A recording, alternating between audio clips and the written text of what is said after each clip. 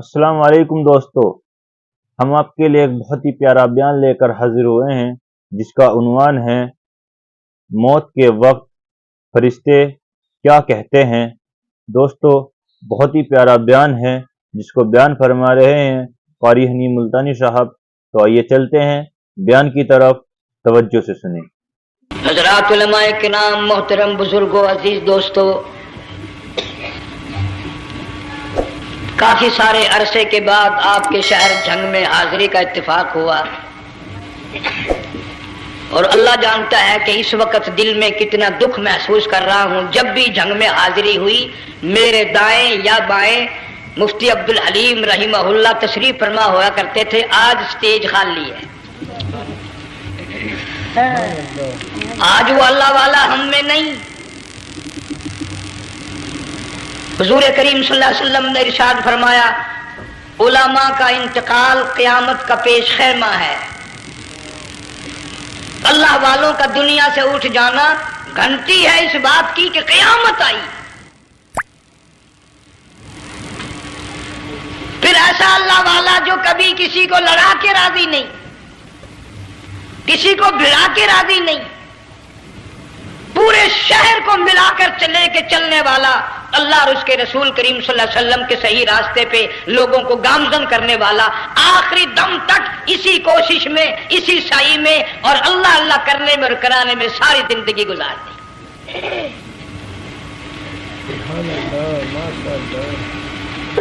سارا شہر جھنگ مل کر، سارے علماء مل کر کوشش کریں، مفتی عبدالحلیم کو نہیں لا سکتے، یہ خلا پورا ہونے والا نہیں۔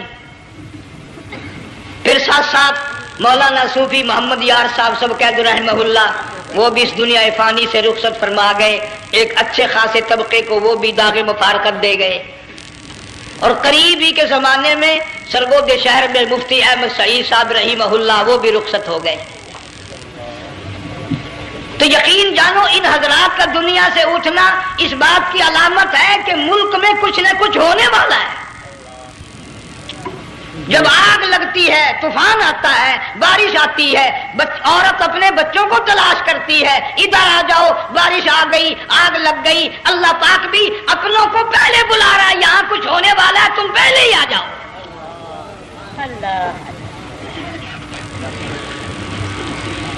اور اس طرح اشارہ فرمایا، وَكَمْ أَهْلَكْنَا قَبْلَهُمْ مِنَ الْقُرُونِ۔ اللہ فرماتے ہیں میری زمین پہ عداوت نہ کرو، فساد نہ مچاؤ، قتل نہ کرو، خون نہ بہاؤ، ناحق لوگوں کا خون نہ بہاؤ۔ اللہ پاک کی زمین ہر روز صبح کو عرض کرتے، الہی لوگ مجھ پہ زنا کر کے چلتے ہیں، بدماشی کر کے چلتے ہیں، اجازت دے میں لقمہ بنا کر نگل جاؤں۔ مجھے اپنے اوپر ان کا چلنا پسند نہیں، مجھے اچھا نہیں لگتا۔ ہر روز آواز لگاتی ہے، ظالمو، بدکارو، بدماشو، میرے اوپر دندناتے پھرتے ہو، ایک نہ ایک دن میرے اندر آؤ گے، تمہیں پتہ چل جائے گا کہ میں تم کو کتنا دشمن رکھتی تھی۔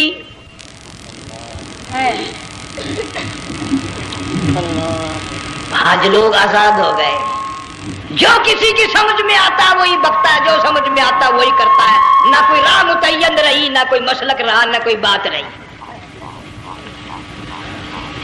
جناب مدنی کریم صلی اللہ تعالی علیہ وسلم کا بڑا عظیم تر صحابی ہے، بہت بڑا جرنیل ہے، سیدنا معاذ ابن جبل رضی اللہ تعالی عنہ مدینے پاک میں بیمار ہے، آخری وقت ہے، دعا کرو اللہ ہم سب کو مدینے کی موت عطا فرمائے۔ بہت جلیل القدر صحابی ہے۔ علماء کرام نے لکھا ہے کہ جب موت کا وقت بالکل قریب آیا، معاذ بن جبل رضی اللہ تعالی عنہ نے رونا شروع کر دیا، رونے لگ گئے۔ علماء نے لکھا ہے اس وقت بھی مدینے پاک میں اب تک بھی یہ رواج ہے، جب کسی پہ نزع طاری ہو، سکرات طاری ہو، موت قریب ہو، جتنے پاس بیٹھے کھڑے ہوتے ہیں سارے اللہ کے قرآن کی تلاوت کرتے ہیں۔ صحابہ کرام آخری وقت میں قرآن مجید کی ہر وقت تلاوت کیا کرتے تھے، اس لیے حضور کریم صلی اللہ علیہ وسلم نے فرمایا قیامت کا دن ہوگا، اللہ پاک اعلان فرمائیں گے قرآن والے آ آگے آ جائیں. عرض کیا جائے گا قرآن والوں سے کون مراد ہے؟ حق تعالیٰ جل شانہ فرمائیں گے میں قرآن والا اس کو کہتا ہوں جو میرے قرآن سے عشق رکھتا تھا، پیار کرتا تھا، محبت کرتا تھا. اتنا پیار تھا آخری وقت تھا، ادھر موت کا جھٹکا لگا، ادھر میرا بندہ قرآن پڑھ رہا تھا. آج بھی اپنی قبر سے اٹھا، میرا قرآن پڑھتا ہوا اٹھا. تم میدان حشر کا چکر لگاؤ، آج بھی ان کے منہ سے کستوری کی خوشبو آ رہی ہے. معاذ بن جبل رضی اللہ تعالیٰ عنہ قرآن مجید کی تلاوت فرماتے فرماتے رونے لگ گئے. کسی صحابی نے کہہ دیا موت سے ڈر کے رو رہے ہو، موت سے ڈر گئے؟ فرمایا نہیں. پھر کیوں روئے؟ صحابی کہتا ہے میرے دل کی تمنا میرے دل میں رہی، میری آرزو پوری نہ ہو سکی، میری حسرت پوری نہ ہوئی، میرا ذوق پورا نہ ہوا، میرا شوق پورا نہ ہوا. میری تمنا تھی گرمی کا موسم ہو، رمضان کا مہینہ ہو، میں روزہ دار ہوں، جہاد فی سبیل اللہ ہو، کفر اسلام کا مقابلہ ہو، میں کئی کافروں کو قتل کر دیتا، پھر کافر بھی اکٹھے ہو کر مجھ پہ ٹوٹ پڑتے، میرا ناک کاٹ لیتے، میری زبان کاٹ لیتے. میں اللہ کی حضور میں جاتا، اللہ مجھ سے پوچھتا معاذ دنیا سے کیا لایا؟ میں عرض کرتا الہی بولوں کیسے، زبان بھی تیری نام پہ کٹا کے آیا ہوں. روزہ رکھ کر آیا ہوں، نیت یہ ہے کہ تیرے محبوب کے حوض کوثر کے پانی سے روزہ افطار کروں گا.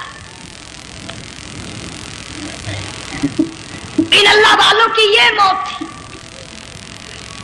مالک بن دینار رحمت اللہ علیہ ایک عجیب نوجوان کا واقعہ تحریر فرماتے ہیں. گرمی تھی، دوپہر تھی، سورج اپنی شباب پہ تھا، بڑی سخت گرمی تھی. میں نے ایک نوجوان کو دیکھا، وہ پیروں سے معذور ہے، دونوں پیر نہیں ہے، ہاتھوں کے بل زمین پہ گھسٹ گھسٹ کے چل رہا ہے، اور گلے میں کرتا بھی نہیں، سامان کوئی نہیں، سواری کوئی نہیں، کھانے پینے کا انتظام کوئی نہیں.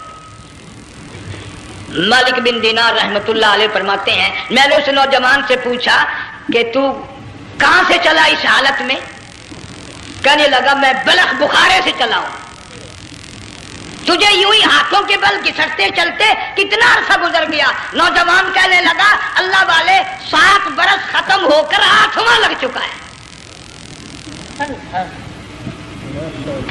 اس حالت میں کہ جی ہاں اسی حالت میں. تیرا کھانا پینا؟ جوان کہنے لگا والذی ہوا یطعمنی ویسقین وَإِذَا مَرِضْتُ فَهُوَ يَشْفِينِ. اللہ ہی کھلاتا ہے، وہی پلاتا ہے، بیمار ہو جاتا ہوں وہی تندرستی عطا کرتا ہے. اور نوجوان دوپہر بڑی سخت ہے، گرمی بڑی سخت ہے، میرے یہاں دوپہر کو آرام کر لے، قیام کر لے، کچھ دیر ٹھہر جا، آج میرے یہاں قیام کر لے. نوجوان رونے لگا اور کہنے لگا مالک بن دینار یہ 2-4 منٹ جو تیری ساتھ باتوں میں میرے خرچ ہو گئے، مجھے ان کا ہی بڑا دکھ ہے. میں اور اپنی اس معذوری میں ہاتھوں کے بل 2-4 گز گھسٹ کر اور اپنے رب کے قریب ہو جاتا. یہ جو تیری ساتھ بات کرنے میں تھوڑا سا وقت خرچ ہو گیا، مجھے اس کا ہی بڑا دکھ ہے. ارے تو تھک گیا ہوگا. جوان کہتا ہے تیرے دیوانے مگر چلنے سے رک سکتے نہیں، تیرے دیوانے مگر چلنے سے رک سکتے نہیں، پاؤں تھک جاتے ہیں دل ان کے کبھی تھکتے نہیں. میرے سامنے تھکنے کا نام نہ لو، میرے دل میں عشق کی آگ جلی ہوئی ہے، سوز و گداز کا سمندر طوفان برپا کر رہا ہے. میں نہیں تھکنا جانتا، میرے یہاں نیند کا سوال نہیں، آرام کا سوال نہیں، میں تو گھسٹ گھسٹ کر رب کے دربار میں حاضر ہوا چاہتا ہوں. پوچھا کہ جا کہاں رہے ہو؟ کہنے لگا بیت اللہ کی زیارت کے لیے چلا، روز رسول اللہ صلی اللہ علیہ وسلم کی زیارت کے لیے چلا. کھانا پینا کچھ نہیں کہ نہیں، بس کہ منتظر ہوں اس گھڑی کا کہ کب وہ وقت آئے اور کب میں جا کر یوں کہوں کہ اے مدینے کی مہاجر سبز گنبد کے مکی، اے مدینے کے مہاجر سبز گنبد کی مکی، عرش ہے تیرے قدم کے فیض سے یہ سرزمین. کب وہ وقت آئے کب میں مدینے کی گلیوں کو دیکھوں، کب آب و ہوا کو دیکھوں، کب مدینے کی بہاروں کو دیکھوں، کب گنبد خضرا پہ میری نگاہ پڑے، میرے دل کی تسلی ہو جائے۔ عاشق لوگ یوں ہی کیا کرتے ہیں۔ دیہات کی ایک عورت آئی رسول اکرم صلی اللہ علیہ وسلم کی وفات شریف کے بعد، اور آ کے کہنے لگی بہن عائشہ رضی اللہ تعالیٰ عنہا، میں نے سنا ہے سرکار کی وفات شریف ہو گئی، کیا کہاں دفن کیا کہ اس حجرے میں؟ کہنے لگی مجھے دروازہ کھول کر قبر کی زیارت تو کرا دے۔ عورت ساتھ دیہات کی رہنے والی چوکٹ پہ کھڑی ہو کے کہنے لگی آقا جب بھی آتی تھی زبان ٹیڑھی ہوتی تھی، قرآن خدا کا سنتی تھی، مسائل پوچھتی تھی، زیارت کرتی تھی، اب یہ زندگی اچھی نہیں لگتی، میں تیرے قدموں میں مرنا چاہتی ہوں۔ علماء نے لکھا ہے ایک چیخ ماری چوکٹ پہ گر کر جان دے دی۔ سبحان اللہ۔ مالک بن دینار رحمت اللہ علیہ فرماتے میں بھی اس سال حج کے لیے گیا مینا میں، میں نے دیکھا کہ بڑا مجمع لگا ہوا ہے ایک جگہ، تو میں بھی گیا کہ یہ لوگ کیوں اکٹھے ہیں۔ میں نے لوگوں میں سے جھانک کر دیکھا تو وہی نوجوان بیٹھا ہے جس کو میں نے دوپہر کے وقت دیکھا تھا، وہی حالت ہے، گلے میں کرتا نہیں، گٹھڑی نہیں، تھیلا نہیں، سامان نہیں، اور رو رو کے یوں کہتا مولا آج کسی نے دمبے کی قربانی دی، کسی نے بکری کی قربانی دی، کسی نے اونٹ کی قربانی دی، کسی نے گائے کی قربانی دی، میں فقیر ہوں، میں مسکین ہوں، میں بالکل مفلس اور نادار ہوں، میرے پاس تو یہ میری جان ہے، میں اس کی قربانی دیا چاہتا ہوں، قبول فرما۔ ہزاروں لوگ لاکھوں لوگوں کے سامنے ایک چیخ ماری اور مینا میں جان دے دی۔ اس حالت میں ان اللہ والوں کا آخری وقت آتا ہے۔ دیکھ ہم لوگ مرتے ہیں ایکسیڈنٹوں میں، سڑکوں پہ، ادھر موت کا جھٹکا لگ رہا، ادھر منہ میں کنجری کا گانا۔ ارشاد فرمایا مدنی کریم صلی اللہ تعالی علیہ وسلم نے سیاتی علی الناس زمان، او لوگوں میری امت میں ایک وقت ایسا آئے گا لوگ اتنے برباد ہو جائیں گے، صبح کو آدمی مومن مسلمان ہوگا، شام کو موت آئی تو جنازہ کافر کا اٹھ رہا ہوگا۔ گھروں میں محلوں میں آج موت آتی ہے، کنجری کا گانا منہ میں ہوتا ہے، ادھر دم نکل رہا ہے، ادھر کنجری کا گانا کانوں میں آواز آ رہی ہے، میت کو غسل دیا جا رہا ہے، کنجری کی آواز آ رہی ہے، جنازہ اٹھا کر لے جا رہے ہیں، کنجری کی آواز آ رہی ہے، قبر میں میت اتاری جا رہی ہے، کنجری کی آواز آ رہی ہے، قبر پہ مٹی ڈالی جا رہی ہے، کنجری کی آواز آ رہی ہے۔ اس ماحول میں، اس معاشرے میں ہم کس طرح ایمان اور یقین اور ایمان ساتھ لے کر مریں گے؟ ہزاروں نہیں لاکھوں کو مرتے وقت کلمہ نصیب نہیں۔ قسم دے کر پوچھو ماں مر رہی ہے کلمہ منہ سے نہ نکلا، باپ مر گیا منہ سے کلمہ نہیں نکلا، بیگم صاحبہ چل بسی منہ سے کلمہ نہیں نکلا، ہزاروں چلے گئے اور اپنے جانے کا پھر بھی یقین نہ آیا۔ تم نے کبھی سوچا تک نہیں، خیال تک نہیں کیا۔ ارشاد فرمایا مدنی کریم صلی اللہ تعالی علیہ وسلم نے لوگوں ابو ہریرہ رضی اللہ تعالیٰ عنہ سے پوچھا تو کیوں رویا؟ عرض کرنے لگا میرے آقا اتنی کمزوری کبھی نہ دیکھی، اتنی ضعیفی کبھی نہ دیکھی، اتنی ناتوانی کبھی نہیں دیکھی، چہرہ انور بالکل کمزور ہو گیا۔ آپ نے ٹھنڈا سانس لے کر فرمایا ابو ہریرہ تجھے معلوم نہیں موت بالکل قریب آ گئی، بالکل قریب آ گئی موت۔ تیری ایک انگلی پکڑ کر اگر کوئی مروڑ دے کتنا دکھ ہوگا، درد ہوگا، ہائے ہائے ہائے۔ جنگ والوں کبھی تم نے سوچا نہیں 360 رگیں ٹوٹیں گی کیا حال بنے گا، اعضاء چھوٹیں گے، سر کے بالوں سے لے کر پیروں کے ناخنوں تک ہر جوڑ کو توڑ کے رکھ دیا جائے گا، وزیروں سفیروں امیروں حسینوں جمیلوں تمام کے جوڑوں کو اکھاڑ کے رکھ دیا جاتا ہے۔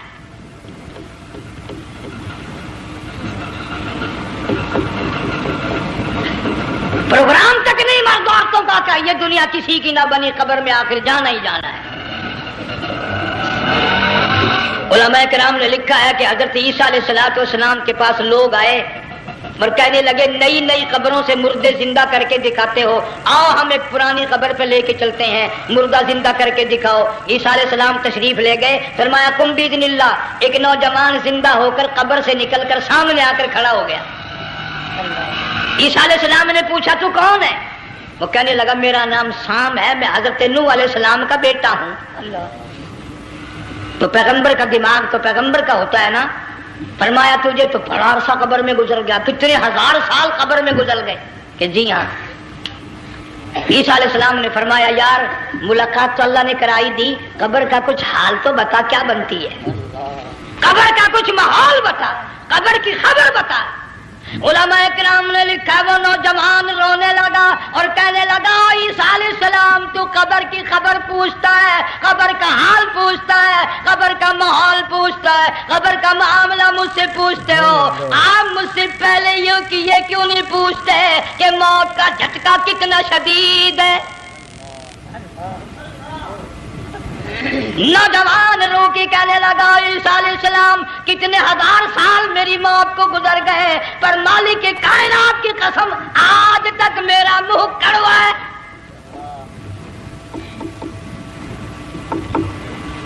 اس لیے جنگ والوں لمبی چوڑی بات کہنے کا وقت نہیں، حالات نہیں، میں تو تمہیں اتنا سا پیغام دینے آیا، کھانے پینے کا زمانہ ہے، میں جانتا ہوں تم کیلے کھاتے ہو، تمہیں کیلے کا ذائقہ معلوم ہے، امرود کا ذائقہ تم کو معلوم ہے، انار کا ذائقہ تمہیں معلوم ہے، انگور کا ذائقہ معلوم ہے، انناس کا ذائقہ معلوم ہے، آم کا ذائقہ معلوم ہے، ہزاروں پھلوں کے ذائقے تمہیں معلوم ہے، ہزاروں مٹھائیوں کے ذائقے تمہیں معلوم ہے، ہزاروں بیکری کی چیزوں کے ذائقے تمہیں معلوم ہے، ہزاروں شربتوں کے ذائقے معلوم ہے، پر تم نے جنگ والوں کبھی بھی قبرستان میں جا کر قبر والوں سے یہ نہیں پوچھا او قبر والوں ذرا بتاؤ تو صحیح موت کا ذائقہ کیسا ہے؟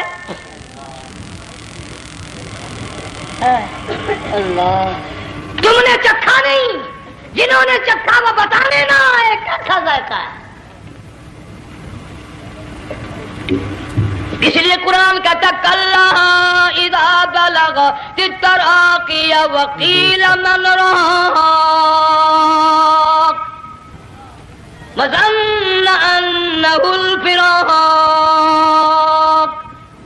والتفت الساق بالساق الى ربک یومئذ المساق۔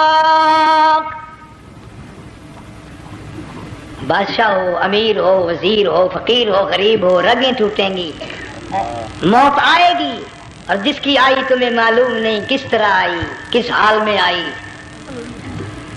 جن کے دلوں میں ان باتوں کا خیال آیا خدا کی قسم صحابہ کرام میں سے اتنے رویا کرتے تھے آنکھیں ختم ہو گئی۔ جناب فاروق اعظم رضی اللہ تعالیٰ عنہ کو کسی نے دیکھا رو رہے ہیں، بے تحاشا رو رہے ہیں، پوچھ لیا بڑا بہادر پہلوان فاروق تجھے کیا ہوا، اتنا کیوں رویا؟ فرمانے لگے تمہیں معلوم نہیں قبر کا اندھیرا یاد آ گیا۔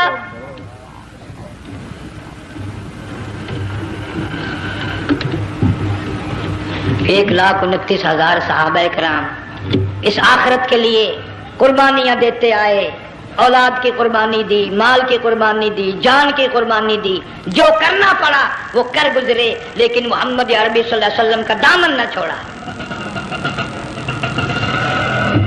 اسی لیے ہر سال اللہ پاک جل شانہ نے اس امت کو یہ موقع دیا کہ سنت خلیل پہ عمل کرتے کرتے قربانیوں کی یاد تازہ ہو جائے، قربانیوں کی یاد تازہ ہو جائے۔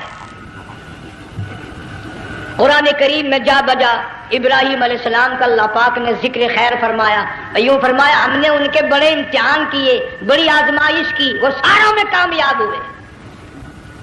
تم ہر وقت اللہ سے یہ دعا کیا کرو اللہ ہمیں امتحان میں نہ ڈالے، آزمائش میں نہ ڈالے، ہم امتحان کے قابل نہیں۔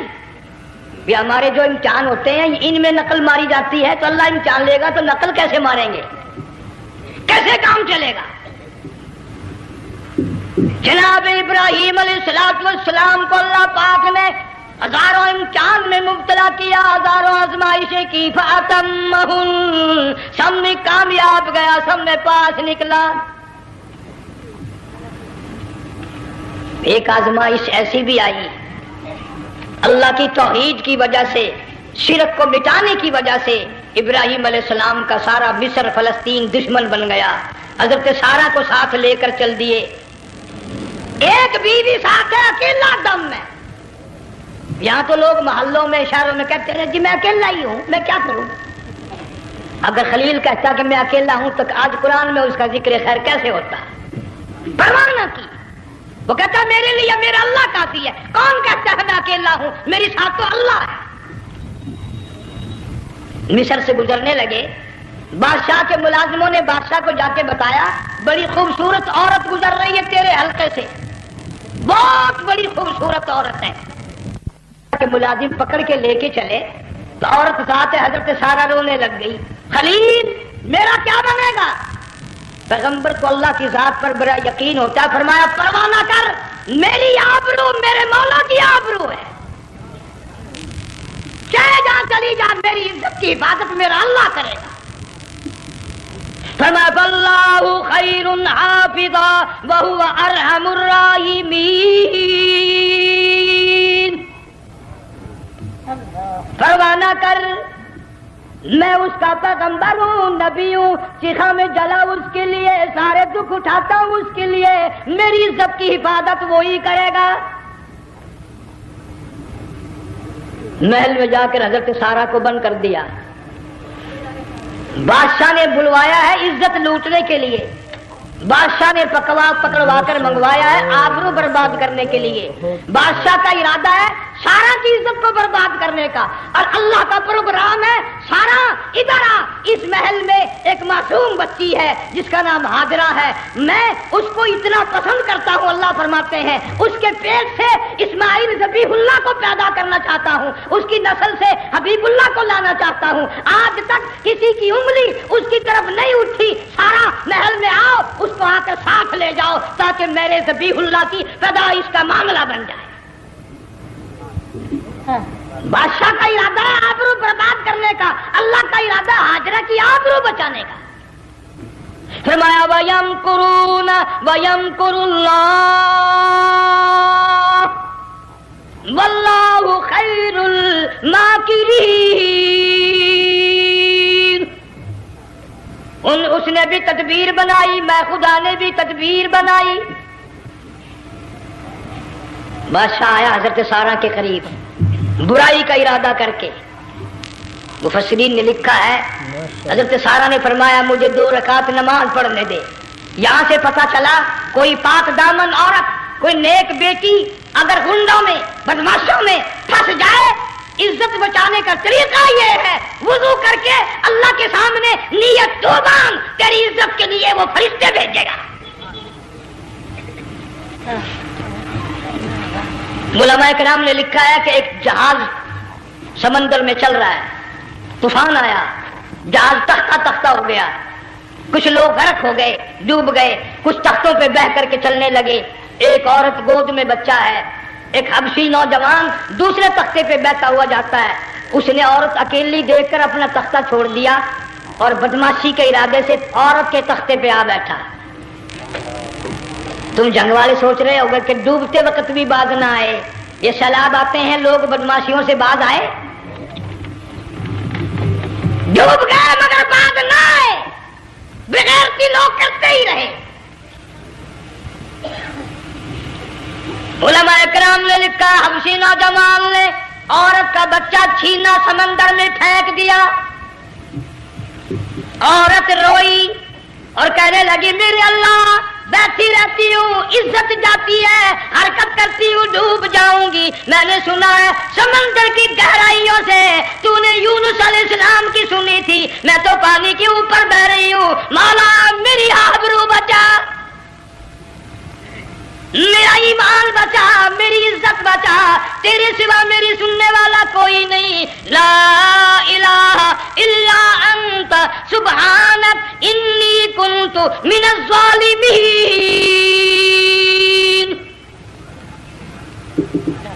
علماء نے لکھا ہے کہ ایک گردن سی نمودار ہوئی پانی میں سے اور حبشی نوجوان کو ایک ہی لقمہ بنا کر لے گئی.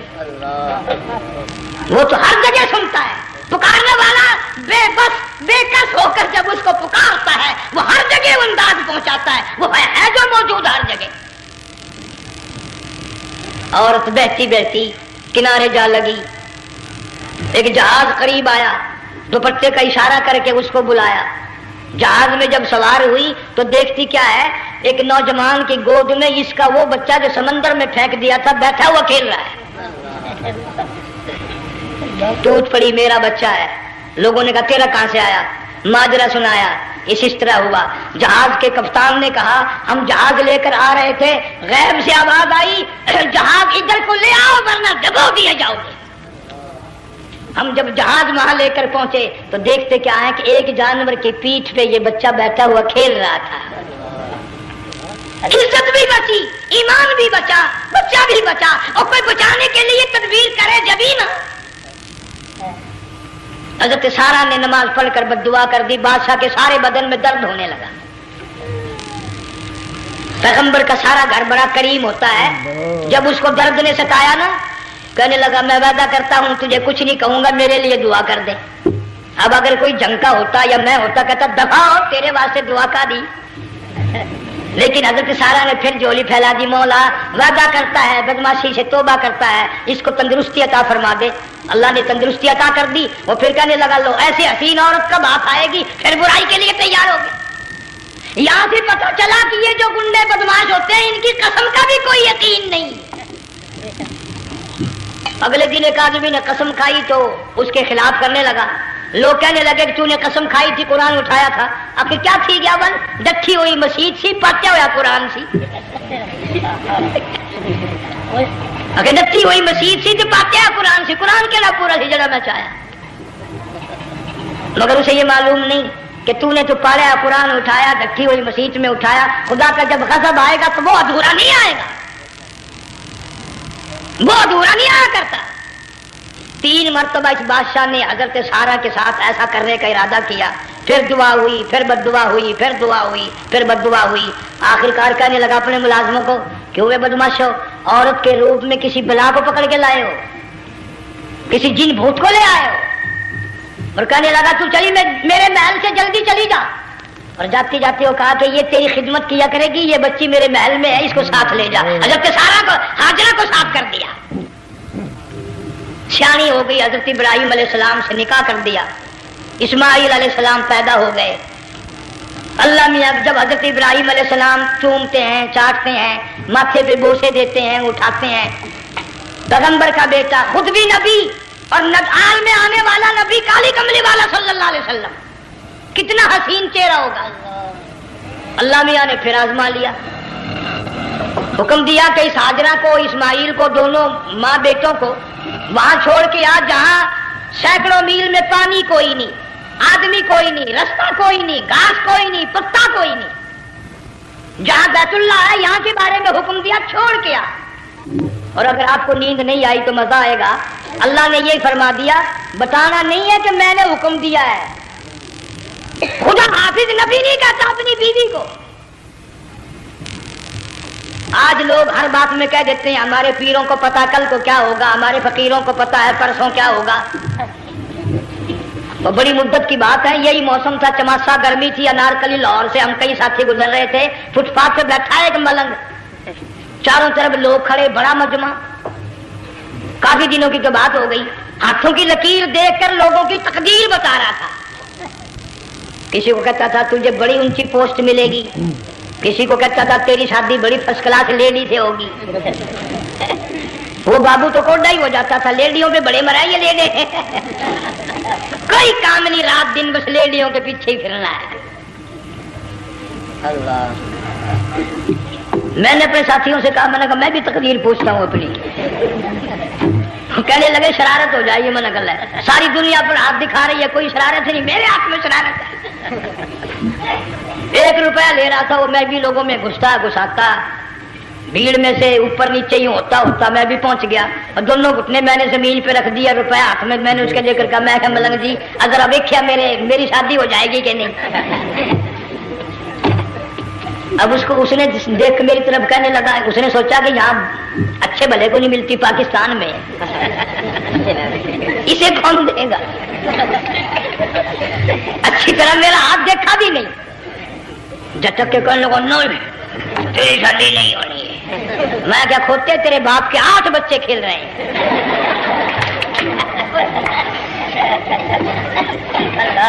یوں ہی عقیدے بگڑ جاتے ہیں لوگ۔ ہمارے پیر کو پتا، فقیر کو پتا، کسی کو پتا نہیں ہے، کوئی نہیں جانتا۔ فرمایا وما تدری نفس ماذا تکسب غدا، کوئی نہیں جانتا کل کیا ہو جائے گا۔ وما تدری نفس بأی ارض تموت، کوئی نہیں جانتا زمین کے کس ٹکڑے پہ موت آئے گی۔ ان اللہ علیم خبیر، ایک اللہ کی ذات جانتی ہے۔ حضرت ہاجرہ اسماعیل علیہ السلام کو چھوڑ کر چل دیے، نہ خدا حافظ کہا، نہ کوئی تسلی دی، تھوڑی سی کھجوریں، تھوڑا سا پانی، ختم ہو گیا۔ ابراہیم علیہ السلام جب دور نکل گئے تو حضرت ہاجرہ نے دیکھا یہ تو چلے گئے، کھڑی ہو کر آواز دی اے میرے ابراہیم، مڑ کر نہیں دیکھتے۔ جنگ والوں، اللہ کا پیغمبر اللہ کی اجازت کے بغیر اپنی بیوی کی طرف نہیں دیکھتا، گھر والی کی طرف نظر اٹھا کر نہیں دیکھتا۔ ایک تم ہو، چٹی داڑھی، بڑھیپا، کالے برقعے والی نظر آ جائے نا، آگے بھاگ کر بڑے نہیں آتے ہیں۔ کہاں جانا چاہتی ہیں آپ؟ تیری ماں لگتی ہے، آپ چلی جائے، تجھے کیا ہوا؟ یہ کالے برقعے پہ مرتے مرتے مرتے مرتے مری گئے۔ ایسا عجیب تماشا۔ وہ لاہور پلیٹ فارم پر پھر رہی تھی نا ایک لیڈی برقع اوڑے، آ گیا کہ لیڈا، کہنے لگا سیب ونپ لاؤں، نے کہا لے آئے، نے کہا واہ کام بن گیا، اور سیب ونپ لے آیا۔ تھوڑی دیر کے بعد کہنے لگا میرے خیال میں کہ پھینٹا بھی ہو جائے، نے کہا لے آئے، نے کہا سبحان اللہ پکا کام ہو گیا۔ وہ سیب ونپ بھی پی لی، پھینٹا بھی ڈکار گئی۔ تھوڑی سی دیر کے بعد کہنے لگا سیب لے آؤں، وہ لے ہی آیا سیب، کیا آپ کے لیے میں سیب لایا ہوں آپ کھائیں؟ کہنے لگی نہیں آپ کھائیں۔ اس نے سوچا اوہ میری بھی محبت ہو گئی ہے، سیب کھانے کے لیے مجھے بھی کہہ رہی ہے۔ جب اس نے اصرار کیا نا کہ میں تو تیرے لیے لایا ہوں، کھا تو صحیح، کہنے لگی کیسے کھاؤں، میرے منہ میں دانت ہی نہیں ہے۔ اب پتا چلا اسے کہ صبح سے میں تو پرانے پپے کے پیچھے پھر رہا تھا۔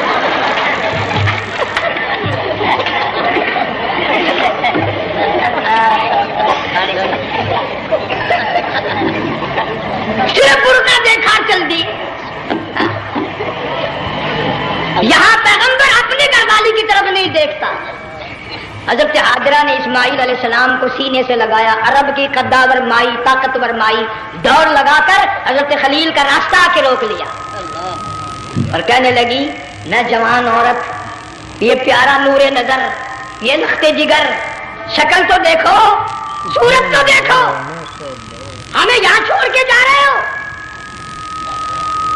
اللہ کا پیغمبر بولتا نہیں۔ پتا چلا پیغمبر اللہ کی اجازت کے بغیر سانس نہیں لیتا، آنکھ کا اشارہ نہیں کرتا۔ حضرت ہاجرہ رونے لگ گئی، میرے خلیل، میرے ابراہیم، میرا قصور بتاؤ، میرا جرم بتاؤ، میری خطا بتاؤ، میرا گناہ بتاؤ، معافی چاہوں گی، معذرت کروں گی، اس بچے کا کیا گناہ ہے، اس میدان میں چھوڑ کے چلے ہو؟ بولتے نہیں ہیں، اللہ کی طرف سے بولنے کی اجازت نہیں ہے۔ حضرت ہاجرہ نے خود ہی قیاس لگایا، سوچتی ہیں پیغمبر تو کسی پہ ظلم نہیں کرتا۔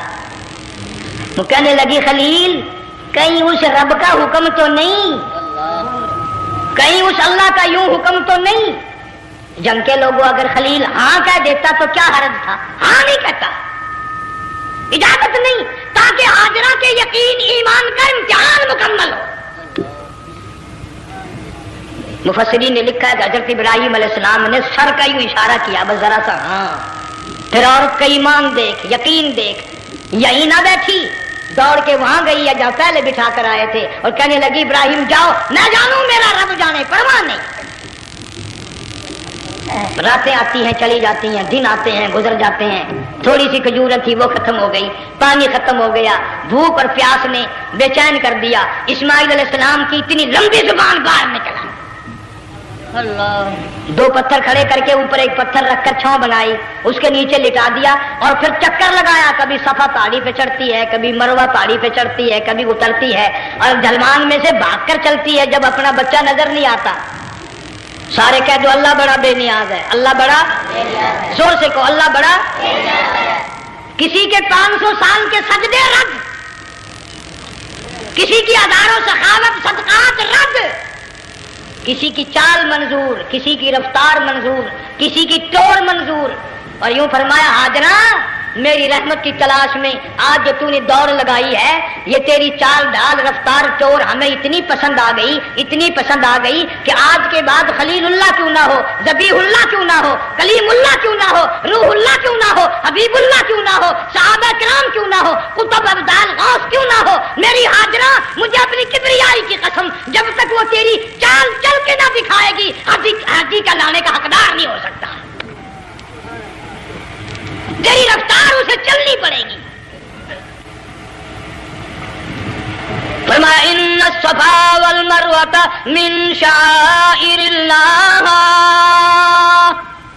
فمن حج البیت او اعتمر فلا جناح علیہ ان یطوف بہما ومن تطوع خیرا فإن اللہ شاکر علیم۔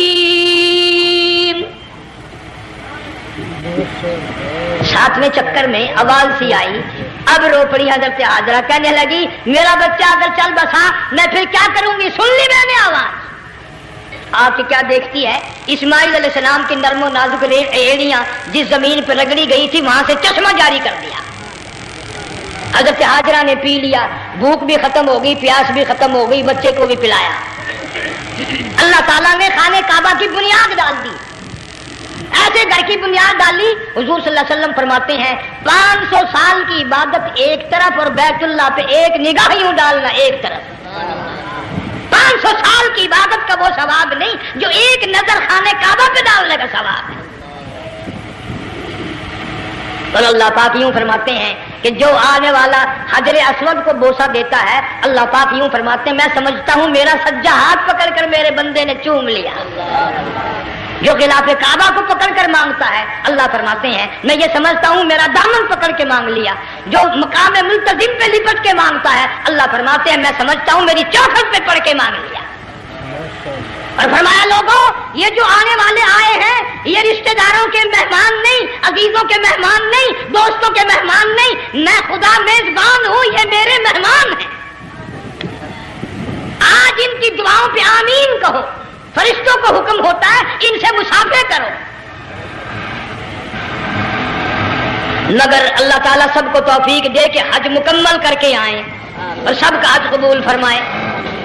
میرے علاقے میں کئی سالوں کی بات ہے پرانی، جب کوئی حاجی تھا، ایک آدمی حج کر کے آیا، میں دوپہر کو اس کو ملنے گیا تو ظہر کی نماز کا وقت آیا، میں اٹھ کے چلا گیا نماز پڑھنے، پھر عصر کی نماز کا وقت آیا، میں اٹھا اور نماز پڑھ کے آ گیا۔ میں نے اس حاجی کے لڑکے سے پوچھا، میں نے کہا حاجی صاحب نے نماز یہیں پڑھی؟ تو کہنے لگا جی ابھی شروع نہیں کی، سفر کے تھکے ہوئے ہیں نا، 2-4 دن کے بعد شروع کریں گے۔ شکر ہے پہلے لوگ جھوٹ نہیں بولا کرتے تھے، ہاں آج کل کا ہوتا ہے نا تو وہ کہہ دیتا ہے جی یہ تو کئی وقت کی کچھی پڑھ کر بیٹھے ہیں۔ تو پھر مولوی تھا نا، میں بیٹھ گیا حاجی کے پاس، باتوں میں اس کو لے آیا، یہی میں نے کہا حاجی صاحب نماز نہیں پڑھی؟ کہنے لگا آپ ہی لوگوں سے سنا ہے کہ بیت اللہ میں جو ایک نماز پڑھے لاکھ کا ثواب ملتا ہے، مسجد نبی میں جو ایک نماز پڑھے 50,000 کا ثواب ملتا ہے، 4 مہینے پڑھ کے آیا، وہ حساب لگا لو۔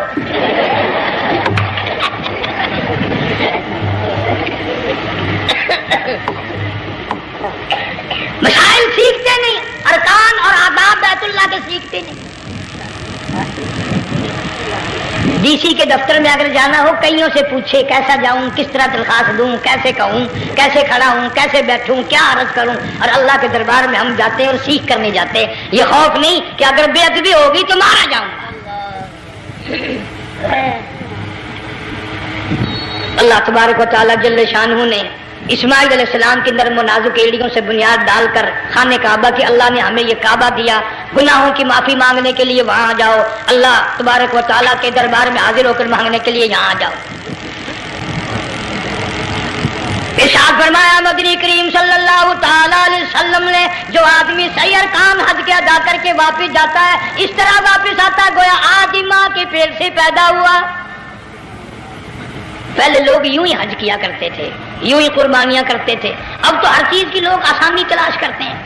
پچھلے بقرعید کے موقع پر ہمارے مسجد میں ایک آدمی مجھے کہنے لگا اگر کوئی غریب آدمی مرغی کی قربانی دے دے تو لگ جائے گی؟ میں نے کہا تو مکھی مار دے انشاءاللہ وہی لگ جائے گی۔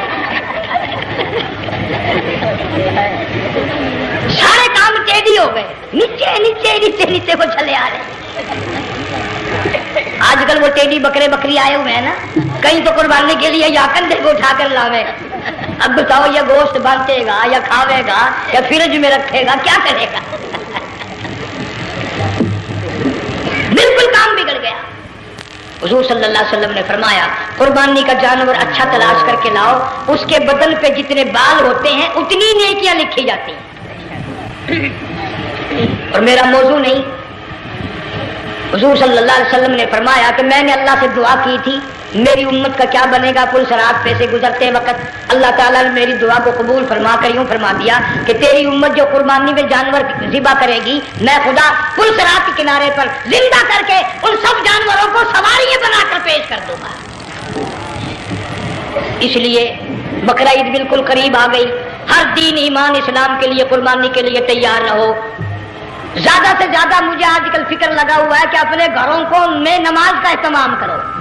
آج حال یہ بنا ہوا ہے کہ اگر گھر والی کی گود میں موت آئی تو گھر والی بے نماز، دھی کی گود میں موت آئی دھی بے نماز، بہن کی جھولی میں موت آئی بہن بے نماز، بیٹے کی گود میں موت آئی بیٹا بے نماز، بھائی کی گود میں موت آئی بھائی بے نماز، ڈاکٹر کے ہاتھ میں موت آئی ڈاکٹر بے نماز، کمپیوٹر کے ہاتھ میں موت آئی کمپیوٹر بے نماز، نرس کے ہاتھ میں موت آئی نرس بے نماز، تیرا کفن خرید کے لانے والا بے نماز، تیرے غسل کا پانی گرم کرنے والا بے نماز، تیری قبر کھودنے والے بے نماز، تیرا جنازہ اٹھانے والے بے نماز، تیری قبر پہ مٹی ڈالنے والے بے نماز۔ اگر تو نمازی بھی ہے یہ اتنے چاروں طرف کے بے نماز تجھے جنت میں کب جانے دیں گے؟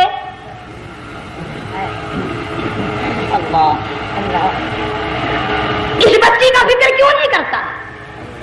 کلاس میں فیل ہو جائے تجھے دکھ لگتا ہے میری بچی فیل ہو گئی، ساری عمر نماز نہ پڑھے تجھے کبھی درد نہیں ہوا کہ جہنم کے انگاروں میں جلے گی۔ بیوی ایک دن تیرا کہنا نہ مانے آگ لگ جاتی ہے، ساری عمر نماز نہ پڑھے بے ایمان تجھے کبھی آگ نہیں لگی۔ اس گھر سے تیرا جنازہ نکلے گا، اس گھر سے تیری میت اٹھے گی جس گھر میں تو نے سارے بے نماز پیدا کر رکھے ہیں، سارے بے نماز اکٹھے کر رکھے ہیں، کس طرح ایمان کلمہ ساتھ لے کر جائے گا؟ اس لیے اپنے ماحول میں اپنے گھر میں بچیوں کو بہنوں کو پیار سے محبت سے بڑے عقیدت سے ان کو نمازی بنا، تاکہ مرنے کے بعد جب تیرا جو بیٹی بہن منہ دیکھنے آئے تو نمازی کو تیرا منہ دیکھنے آئے، تیرا منہ دیکھنے بھی سارے بے نمازی آئے، تجھے کیا فائدہ ہوگا؟ اللہ سبحانہ و تعالی ہم سب کو ہمارے گھر کے ماحول کو نمازی بنائے۔ مفتی صاحب اس دنیا فانی سے رخصت ہو گئے، تشریف لے گئے، جنگ سارا بے وارثہ ہو گیا۔ مفتی صاحب ہی کا مدرسہ ہے، یہ مفتی صاحب ہی کے بچے ہیں، ان بچوں کی سرپرستی کرو، ان کا اکرام کرو، ان کی عزت کرو، جامعہ حلیمیہ کی خدمت کرو۔ بقرعید کا موقع آ رہا ہے، وہ تو نہ جانے کس کس طریقے سے اپنا کام چلاتے تھے، ہزاروں لوگوں سے ان کے تعلقات تھے، یہ بچے ہیں، نیا کام ہے۔ اللہ سبحانہ و تعالیٰ ہر خدمت گزار کو جو جہان میں سرخروئی عطا فرمائے۔ بڑی اچھی اچھی کیسٹیں آپ کو یہاں سامنے سے ملیں گی اپنے گھر کا ماحول بنانے کے لیے۔ پیغمبر کی دعا سے پہلے نہ اٹھا کرو بھائی، ہائے ہائے کوئی دنیا کا دین کا جس کو کوئی اللہ سے حاجت ہو بیٹھ جائے ایک منٹ کے لیے درود شریف پڑھ کے دعا مانگو، اللہم صلی وسلم وبارک علی سیدنا و مولانا محمد وعلی آل سیدنا و مولانا محمد وبارک وسلم۔ یا اللہ قبلہ مفتی صاحب رحمہ اللہ کی قبر کو جنت کا باغ بنا، اللہ تعالیٰ ان کے گھر والوں کو صبر جمیل کی توفیق عطا فرما، اللہ پاک ان کی آل اولاد کو مفتی صاحب کا جانشین صحیح معنوں میں جانشین بنا، اس مدرسے کو آباد فرما، اللہ تعالیٰ سارے جنگ کی سرپرستی فرما، سارے شہر کو آباد فرما، ہر شر سے ہر فتنے سے سب کی حفاظت فرما۔ یا اللہ ہم سب کو سچا مسلمان پکا دیندار بنا، ہمیں اور ہماری اولاد کو نیک اور نمازی بنا۔ یا اللہ ہمارے گھروں کو نماز اور قرآن سے آباد فرما، کلمے اور ایمان والی موت عطا فرما۔ صوفی مولانا محمد یار صاحب رحمہ اللہ کی قبر کو جنت کا باغ بنا۔ یا اللہ تمام مسلمانوں کی بخشش فرما، ساری امت کی مغفرت فرما، ساری مخلوق پہ کرم اور فضل فرما۔ یا اللہ سارے پاکستان کی حفاظت فرما، پاکستان کے داخلی خارجی دشمنوں کو ذلیل و خوار کر دے۔ یا اللہ ہم سب کو یقین ایمان اپنے اندر پیدا کرنے کی توفیق عطا فرما۔ ماشاء اللہ سبحان اللہ۔ دوستو کیسا لگا آپ کو ہمارا یہ بیان؟ اگر آپ کو اچھا لگا ہو تو اسے لائک کریں، ہمارے چینل کو سبسکرائب کریں اور دوسروں تک اسے شیئر ضرور کریں۔